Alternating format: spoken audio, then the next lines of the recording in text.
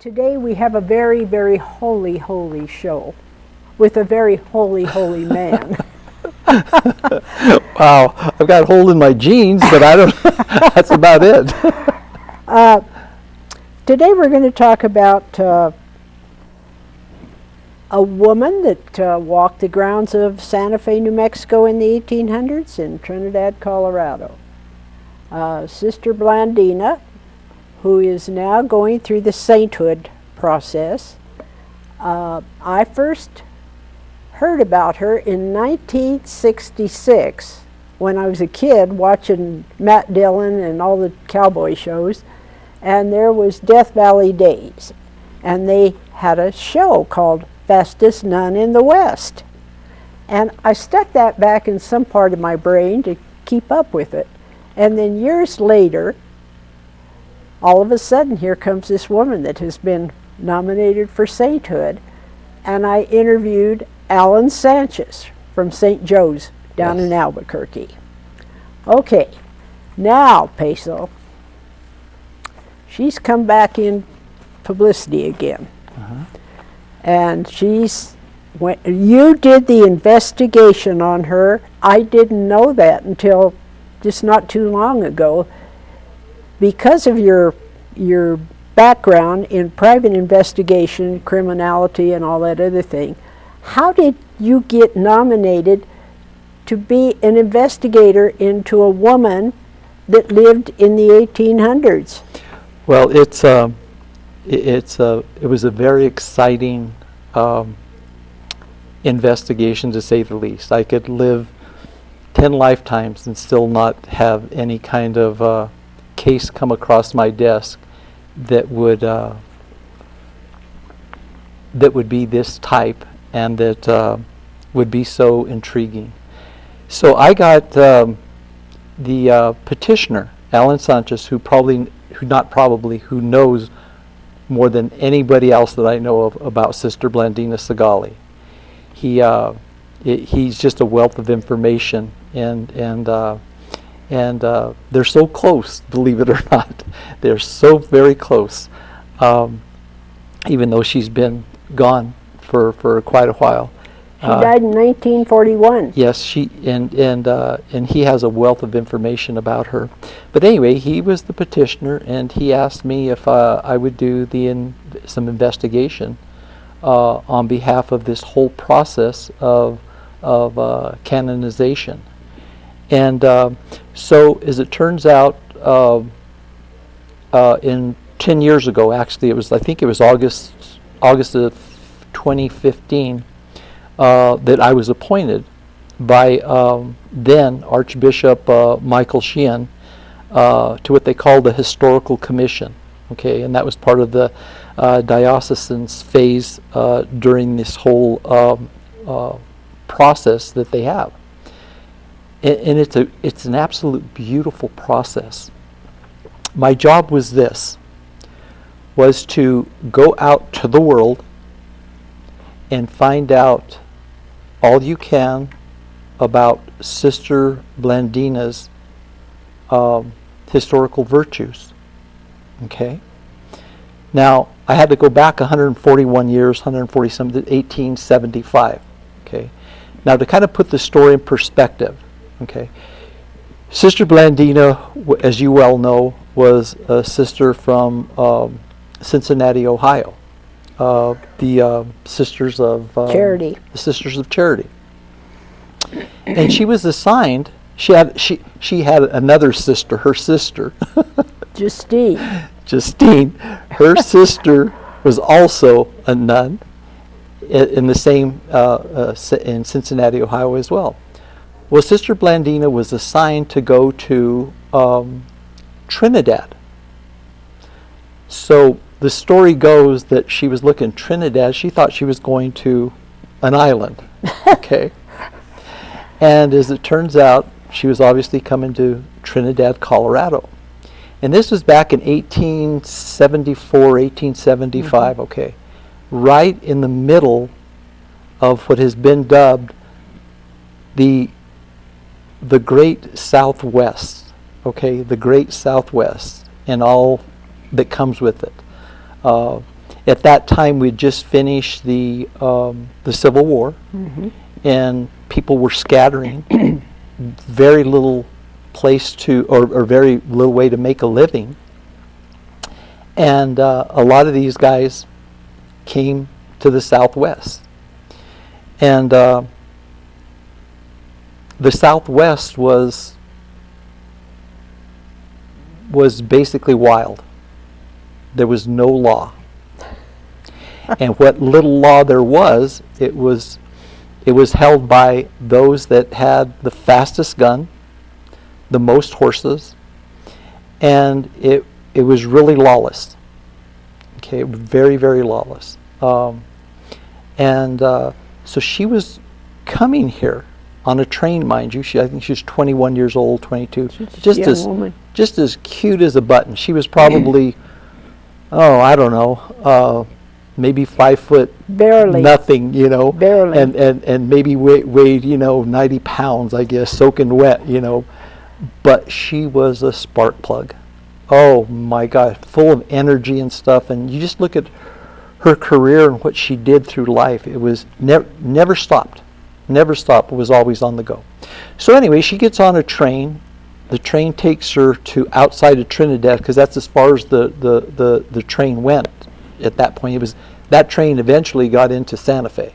Okay, that was the Santa Fe Trail. But the Santa Fe Trail stopped at outside of Trinidad, and then by that, then they took a stagecoach into Trinidad. So when she got there, it's just dirt streets and stuff like this. Population was, I forget what it was, not very many people, but you had a lot of miners, and it was kind of a thriving place to some extent. But along with the miners and all the stuff that was going on there, you had saloons, and you had the gambling, gambling, the bordellos, the red light district, and so forth and so on. And that was continuous, not only in Trinidad, but the other stops in Cimarron, New Mexico, and then Las Vegas, and then Santa Fe. That was the Santa Fe Trail. So she gets there, and she starts a school. As you well know, it's still called Colorado, I think Colorado #1 school. Yeah. And it's a public school, and that was the first school established in Colorado. So she started all this stuff. And my job was to go back and see if there were any historical virtues that to establish kind of the first checklist of your process of becoming a saint. Okay? And let me just kind of read to you what we have as far as the historical virtue goes, so that you kind of have a definition of what it means. It says it connotes a degree of bravery, fame, and distinction which places a man high above his fellows, which is a pretty high bar, Sure. As far as that goes. So Sister Blandina's in her school. One of her students comes running in, and he says, "Sister, they're going to hang my father. Going to hang my father." And so she leaves the classroom. Apparently, goes to where he was being held at, and they were going to hang him. And she steps in, and she prevents the hanging. All right. Now, you kind of have to understand, well, how can that be that big of a virtue in the sense of putting your life on the line? You have to understand the times we were in. Yeah. In those times, and it's hard to fathom this, but they would drag out people out of jail, go down, find a tree, put up a rope, put it around their neck, pull it, either horse or sometimes they'd just lift it and they'd hang them in front of everyone. In front of everyone. It was the town show. That was the justice. Yeah. That was the justice at that time. And there's countless acts like this. I think there was one in my research and stuff. There was a situation in which this lady there was some altercation there, and they caught the guy. They kind of had the trial right there. He did this, did blah, blah, blah, back and forth. Get a rope around his neck and go and hung him. I think it happened in maybe 30 minutes, just like that. That was justice then. It's hard for us to fathom that, but she prevented that. That little tiny lady prevented these guys, these gunslingers, and rough group from hanging that man. So, was it true? Yes, absolutely it was. Now, in general, when I start my investigations, I always go to my client and talk to them and say, these are the charges that are being brought against you. Let's take a look at the evidence. Now I need for you to tell me what your story is. Well, obviously, Sister Bandana died in 1941. 1941, the year I was born. In 1941, she passed away, and obviously she wasn't available. But her book, All at the End of the Santa Fe Trail by Sister Bandana, was published. Mm-hmm. And in this book, she writes to her sister, Justine, and tells her about the Southwest and what she's going through and stuff. So this was my interview with Sister Bandana, is reading the letters that she sent to Sister Justine. Yeah. So from that was my beginning point to find out, okay, is there this information that I need to give to the Archdiocese to send to Rome to see if she is going to be venerated? And that was the beginning of it. Okay. And that process was, there weren't very many records of all of this records stuff. back then. They didn't. Newspapers were sketchy. Mm-hmm. So what I had to do is start really thinking kind of outside the box and saying, okay, let's go back to Trinidad in 1875 and visualize what was going on there. Okay? They did have trials. It was done by generally a federal circuit court judge for the territory of Colorado. And they would hold court in a bar or wherever they could. And there was some legality that went on some of the times, not all the time.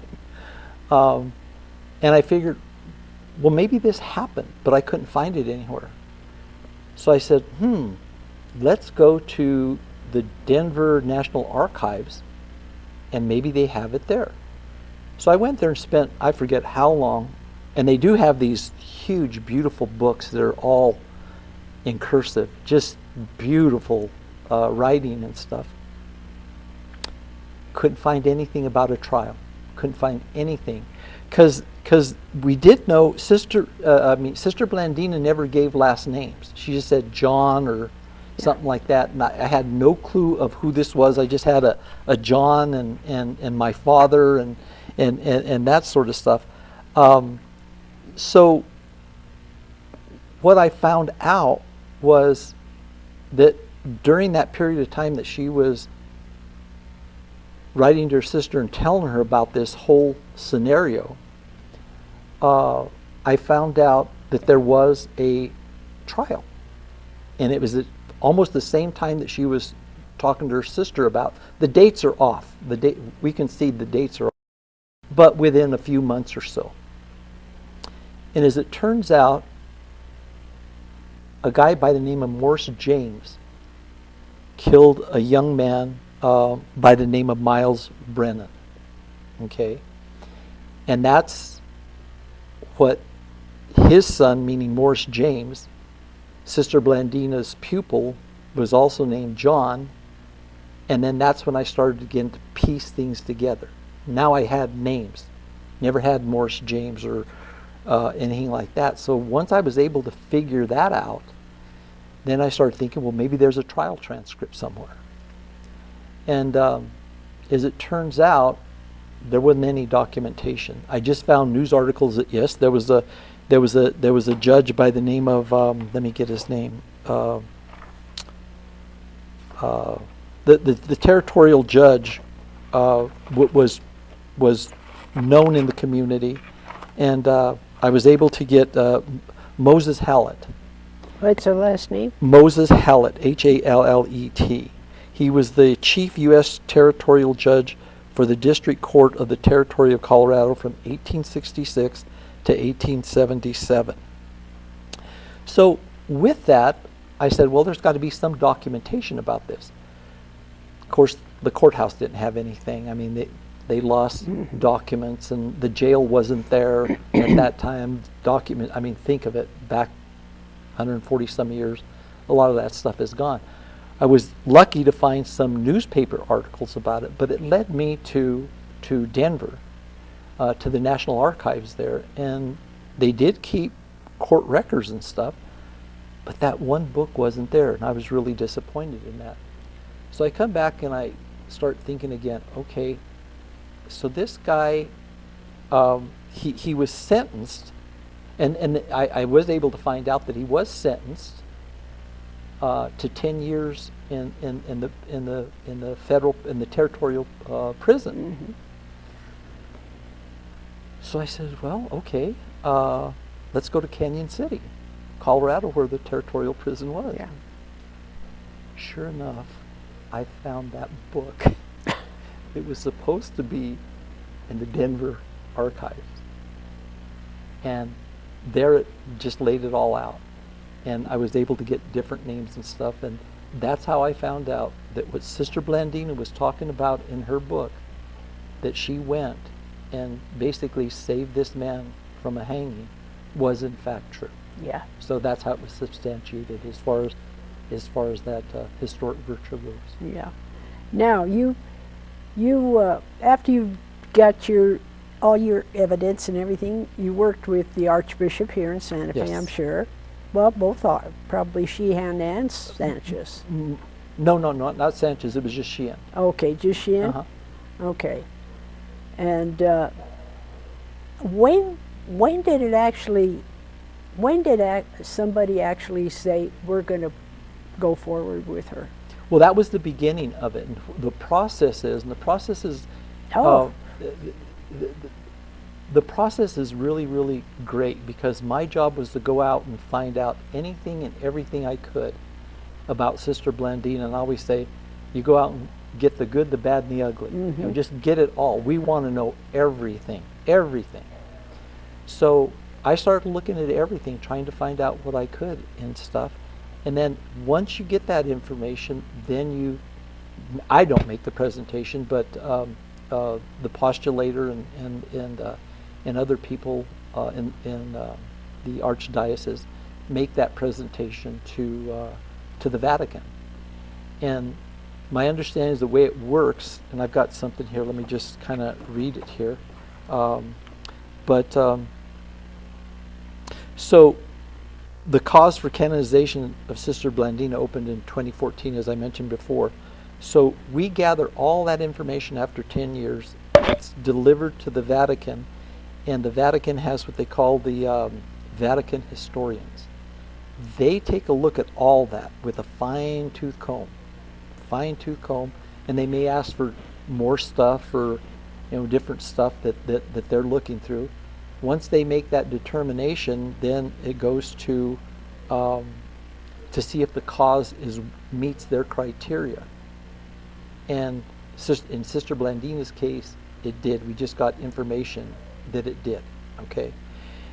So now all those writings and everything that the historians go through is now presented to the Vatican theologians. And then once it goes to the Vatican theologians, it goes through that process, which I have no idea what that process is. Then it goes to the bishops of the Vatican dicastery for the cause of saints. And then it's either an up or a down thing, however they do that, which I'm out of the circle. Now she's at the venerable stage. Yes. But she's been through what they call the Vatican historians, which is a huge step. Oh. That gets her through all of that to verify all the historical information that has been brought and presented to them. So today we're talking about the making of a saint Yes. and the saints around us. Oh yeah, absolutely. You know, It's hard to say what a saint is. I've had a lot of saints in my life. Mhm. I'm sure you have Yes. too. Yes, we're you know, in the Catholic Church, we're all called to be saints. You know, any one of us could fit that. I mean, if you really think about it, who would have thought Sister Blandina? You know, again, going back to this image of this young, sweet, young lady coming to the Wild Wild West show, so to speak. Yeah. You know, could become a saint, and not only that, but walk these grounds where we're at right now. Oh. You know, right downtown. Yeah. You know, was there doing her ministry. And she was able to get money because nobody ever turns a nun down. No, I've never known a person. A nun comes along, they put their hand out, there goes the dollars. And she hit up Julia Staub. She had a knack for just, you know,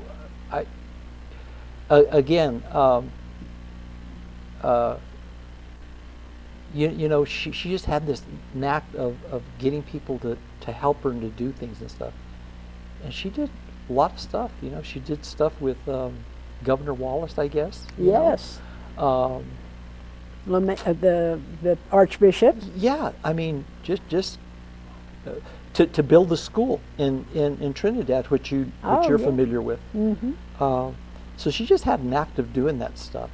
But you know, sometimes we think of, you know, or at least I do. I think of saints like Saint Augustine, you know, of Hippo, you know, saints that are, you know, back in the early days.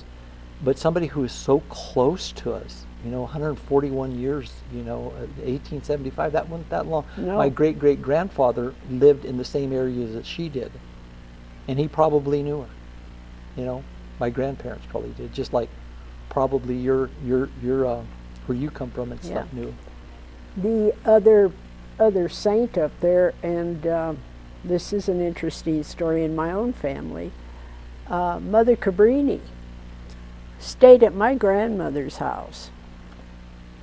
She was another one that would go down and hit them up for money for orphanages, and she brought it. Isn't it a small world when you Yes. think about it? And here we are discussing that years and years and years later. It's kind of an amazing story.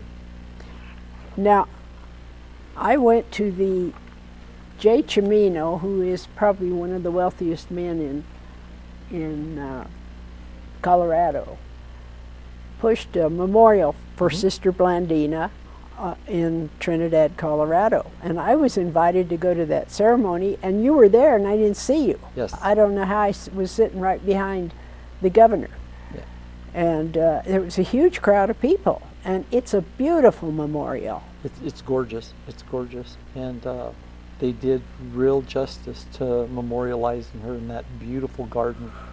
And if anyone is just passing through there, just go there, and you just get this feeling of peace. Mm-hmm. It's just a beautiful place to go and meditate. And the convent was just down the street. Right down the street. From where, And right down the street from there is where they used to have public hangings. yes. Oh yeah, Trinidad was a rough place. I have the original book here that she wrote. I believe the copyright on it is 1935, and I actually have her signature. I know. I'm on so here. jealous. Well, maybe she's with you today. I'm sure I she need is. all the help I can get. Look, you've done a lot of things in Santa Fe. You were on the city council. Uh-huh. You've worked with the 4Kids golf thing. And how much longer are you going to be working on this? Well, it seems like she may be canonized here in the next year or two. I mean, that's just kind of. I hear it's getting real well, I hear close. it's getting real close. Yes. Have you been to Cincinnati, Ohio? Yes. You met the nuns? I've met the nuns and stuff. broke bread with them several times. Which been there nun were you twice. dealing with? Oh my gosh, there were so many of them. I can't even think of all of them right now. There was some nuns who actually gave their testimony, and about a month later they passed away. I didn't do that interview, but other people have. They were like 100 and some years old. Some of your family was in Trinidad Yes. or up in the coal mines. Yes, my both the Romero side and the Chavez side all come from the Raton area and Trinidad. In fact, my uncle, who's now deceased, but his family still has a ranch in what used to be Sopris, but Sopris is now underwater. Sopris, yes, I remember the flood. Well, you just go up. You just go up that canyon there, and they have a ranch of about 2,500 acres, I believe. Yeah, it's a pretty Yeah. fascinating country. So we worked on the ranch and lived there on the ranch for a while and stuff. So very familiar with that part of the country. My grandfather, who was a judge in Raton, they have a park named after him, a Romero Park, and so when I got the case, it was kind of chilling in the sense that I'm going back to where a lot of my relatives probably interacted with her at some point. Oh yeah. Because they were small communities. Just right over the border, right over the Raton Pass was Trinidad, and I had relatives that passed through Trinidad, may have even lived in Trinidad, lived in Walsenburg and Johnson Mesa. So yeah, there was it was kind of eerie to some I extent. can just imagine. that I would be going back and doing this investigation. Well, the interesting part is Trinidad and Walsenburg and Aguilar and all those areas up there was all immigrants Yes. from everywhere. Yes. She was from Genoa, Italy. Italy. So she's a good saint for the immigrants. Yeah. Yeah. And then you had an influence of Kit Carson and his group and stuff. Yes. In that whole area, and a lot of the miners there, different cultures and stuff, and and that was in the whole area because you had Kaler mines, which were near Raton and stuff, and then you had all the mines in that upper part of Trinidad and stuff. So there was a lot going on there. Well, Rockefeller Yeah. Enterprises ran that. Right. And that's where the Coal War started. Yeah. Down the main street of Trinidad, Colorado. Oh man, it was really, when I say it was rocking and rolling, I mean that was the only place. That was the only place in the entire Southwest, mind you. I mean, you didn't have a Denver, you didn't have a Pueblo. It was always Trinidad, Raton, Cimarron, Las Vegas, and Santa Fe. And Santa Fe was the stopping place. I mean, that was as they say, the end of the Santa Fe End Trail. of the Santa Fe Trail. Yeah. Right. Yeah. And she lived that whole area. That whole area. Have you had any unusual occurrences? No. I've been asked that. I haven't. I don't know how I would react to something like that. I'm pretty much, as we used to say as kids, you're a scaredy cat. so I kind of come from that view. But no, she has, my understanding, performed different types of miracles and stuff. I hear there have been some miracles. Yes, there have been, and that's out of my venue, and somebody else does that, and but she does need that. That's part of the process, and then there has to be after she's after this stage. There has to be some after she's actually after she's beatified, and then once she's canonized or prior to her canonization or during her canonization, she has to have more miracles. And those are, wow, those are something incredible. Those are really something incredible. Well, when I went to that Catholic school, they were all Sisters of Charity there, and of course I learned a lot about the various saints. That's something you hear about. And you know, you think about it, what makes a saint? Like you said, it has to be something pretty spectacular, and it has to be investigated. Miracles, Fatima, they still don't know how that all came about. Yeah, it's an amazing, amazing process. It opened my eyes to a lot of things, even though I'm obviously born and raised a Catholic. It's an incredible process. Now you went to St. Michael's. Yes, I did. So you've lived here. You haven't lived here all your life, have you? Well, I was born here. You were born I was here. born here and raised most of my life here. I did live in Raton for a while. So I think a couple of years. The folks just went back home and they came back and stuff, but most of my life has been here in Santa Fe. And your grandfather was out of Trinidad and Sopris in that area. What did he do? They were, well, I had On both sides both of your sides family. of the family. Yeah, you know, I guess they were just ranchers and stuff, and they did a lot of reselling of coal, and so that's basically what it was. Yeah, there wasn't anything. A lot of my relatives, though, my uncles, worked in Kaler mines and stuff. A lot of them were miners. Yeah. Where did you get the name Peso? It's on my birth certificate. Oh, it really is. Yeah. So yeah, I've had that name. Yeah. Do you have another name? Yeah, it's Donald Wayne Peso Chavez is on my birth certificate. That is on there. Yeah. Donald Wayne. Peso Chavez. Yeah. Do you know how that came about? There must be a story. Yeah, there is a story to it. There is a story to it, and it has to do with when you know, as kids you'd play. You know, you were Billy the Kid. Yeah. Or you were Pat Garrett, or you were Hopalong Cassidy. Hopalong Cassidy, or you played the role of a chief Indian. You know. Yeah. So there was a guy by the name of Gilbert Rowland. Oh, I remember Gilbert Rowland. Gilbert Rowland was He was the a fastest Mexican actor. the fastest gun in the West in Yeah. in a movie, and his name was Peso. And I used to tell people that's who I was, and it stuck, and it became legal. I'll be darned. Yeah, So that's how it how it came. happened. I've Yeah. always wanted to know. yeah. I was think 3 years old when that became my official name. That's great. Yeah, it's on my it's on my birth certificate. What are you doing now? I own Chavez Security, Right. which is a guard security company. I've had it for 33 years.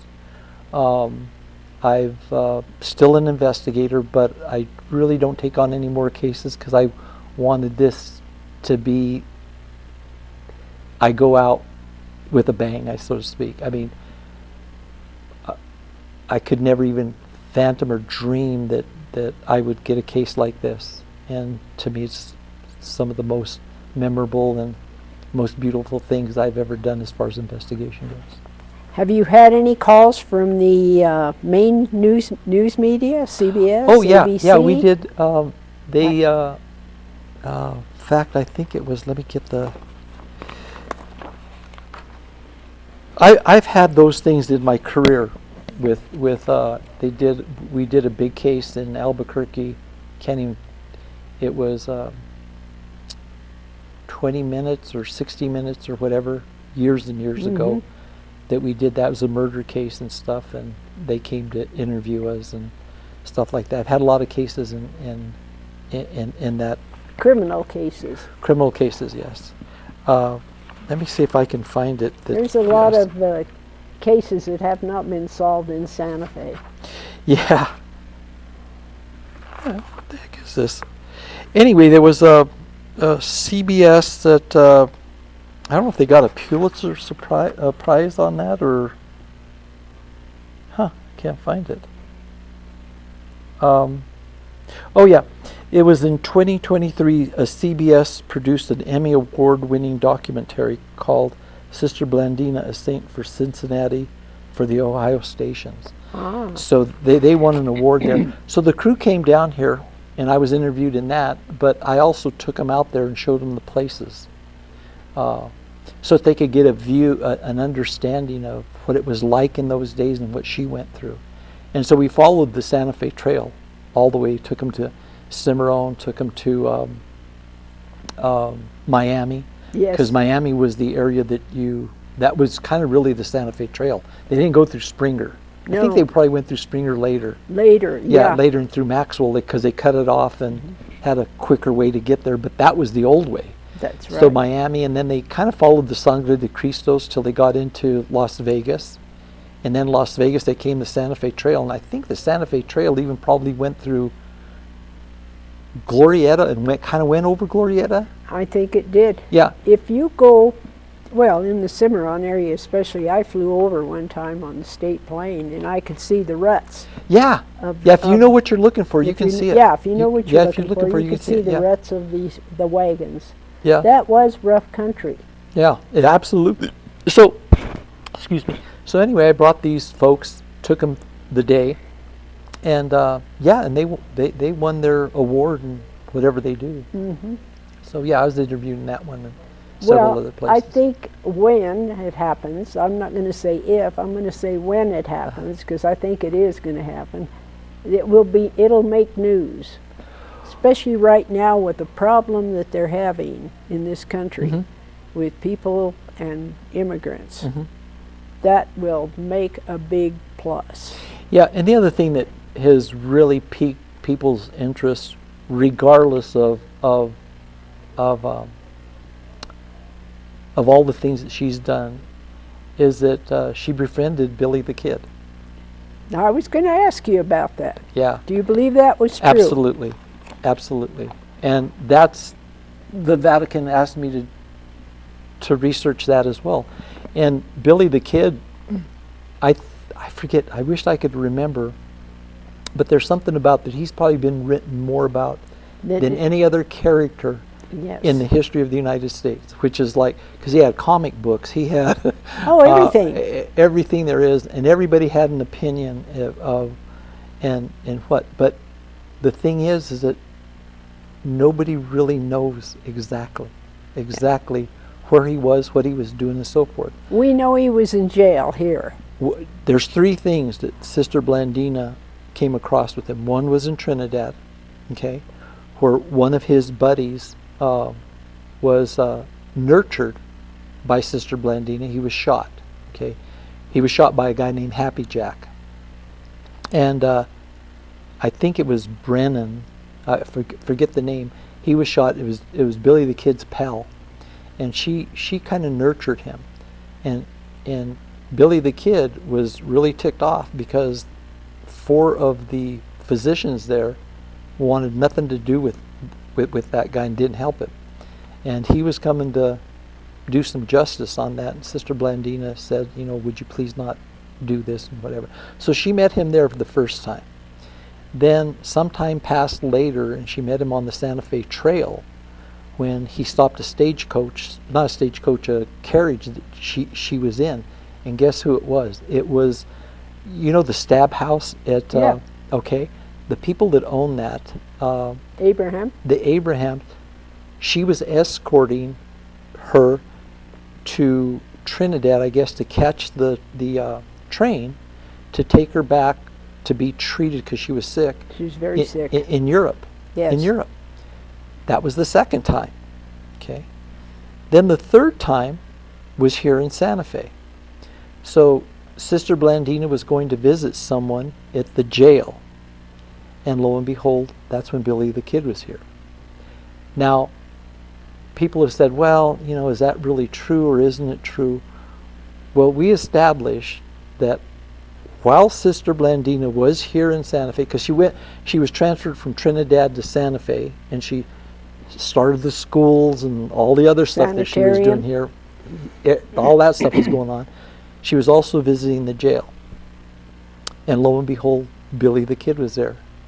And they had brief conversation and stuff, and he asked her, please do what you can for this guy that was in jail that was there for murder, and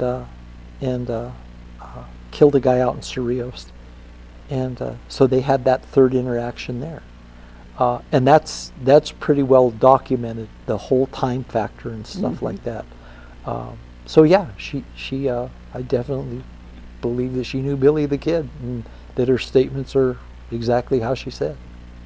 So be nice to everyone you come in contact to, because they might call you in to find out if they're saints, and then they're in trouble. Yeah. Yeah. Peso, I really appreciate you coming on with this. I think this is a good time to have a show like this, because everybody's mad at everybody and everybody's angry today, and maybe if we're a little nicer to each other. Yeah, you know, my mother always taught me. She said, you know, there's good and there's bad in everyone. That's right. But she said, there's more good than there is bad. And I think that's true in all of our lives, including the saints that we look to, and you know, yeah. I told somebody the other day, they said, you seem to always be in a good mood. I said, no, I got a little rattlesnake inside of me too, and when it gets upset, it starts coiling and it starts buzzing. So we all have a little bit of that in us. Oh yeah. And I think that's kind of good sometimes. Help me out. As long as you can control it. Peso, thank you so much for thank coming you. on to the show today, and thank you, Santa Fe. Thank you. Be nice to your friend. It might be a saint one of these days.